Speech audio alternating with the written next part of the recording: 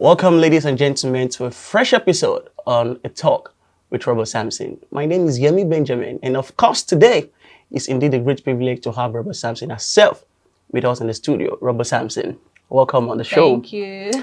And today, to interest you, I want to talk on the topic that it's everywhere already: social media addiction. All right, we'll go on a short break, and when we're back, we'll go proper into the business of the day. Don't go nowhere. Stay with us.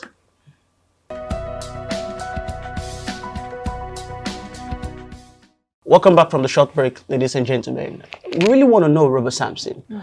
So many youths, teenage and children today are addicted to social media for one reason or the other. So what can you say, or how can social media affect the mental health of a person? Thank you. Okay, it affects in so many ways, especially young people, youth, young ladies. You go online, you see things, you see friends that are making it, you see people that are doing well. And the thing about social media is that you only see what's there. You don't know, people would not tell you their problem. Exactly. They'll only put out the good part of their lives. And it affects many people because you go online, you start seeing things, and it starts affecting you. You start thinking about your life. You start feeling lonely. Social media, I think, it's not a bad thing. It's just that we are not making good use of it. You know, you burn your airtime. You subscribe every month, and you all you do is just go in there and you just go online. You just look at people's profile, people's page, people's this. It's not bad, but some persons spend more than 3 hours on social media doing nothing. Nothing, absolutely. Just checking watching videos. and it affects you. It affects you in one way or the other. You might not even know it, but it affects you. Now, I'm going to talk about the relationship aspect of which social media affects relationship. Yeah. You know, I think it's even one of the major problem in relationship because people are not conscious anymore. You're with your partner, and it has affect many homes. Just to carry away with what you're seeing online, the fancy you're lifestyle. with your partner now, and you're on your phone, and you're lost there for just 2 hours, 3 hours. And the bad thing is that you might just, let me just check something online. At the end of the day, you might just find yourself, you're there for 3 hours checking other stuff. What even took you there? You forgot about it. And relationship aspect, how it affects relationship, children. People don't pay attention to their family. They are not conscious anymore. Children need their parents. You come back from work, you're on your phone.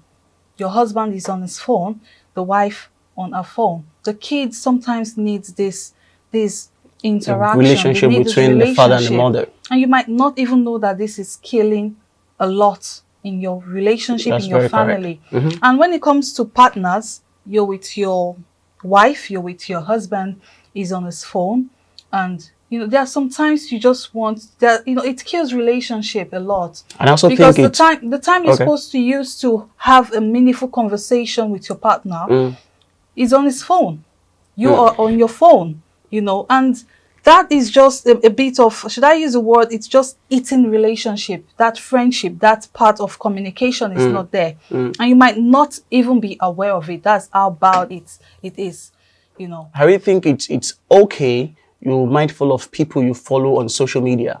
They get to affect life. I think there's something happened some times ago. There's this guy on my WhatsApp that I view his WhatsApp status sometimes, and there are things he posts. But when I get to meet him in real life, he's not what he posts. I was like, really? I went on Instagram some times ago. I do it almost every week, maybe once in a week or once in 2 weeks. I unfollow. Because there are sometimes what you see, you might be a good person, and there are sometimes that you post something that is okay with me. I unfollow you instantly. It doesn't mean we are not cool. Yeah. But what you're posting is not good for my health. It's not good for what I believe. So I think it's okay we're mindful of people who follow on social media. It doesn't mean you don't love them. But their content sometimes can actually show. Exactly. Perfectly. Ladies and gentlemen, we'll go on a short break, and when we're back, we continue. Stay with us.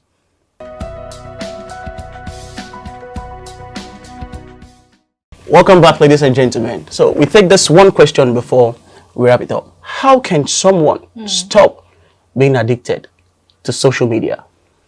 Well, you just have to be conscious. Like I said earlier on, it's something that takes your time and you might not even be aware of it. You might just be lost there. I think we should learn to take advantage of social media. Use it. Do not let it use you. Go online, learn something new.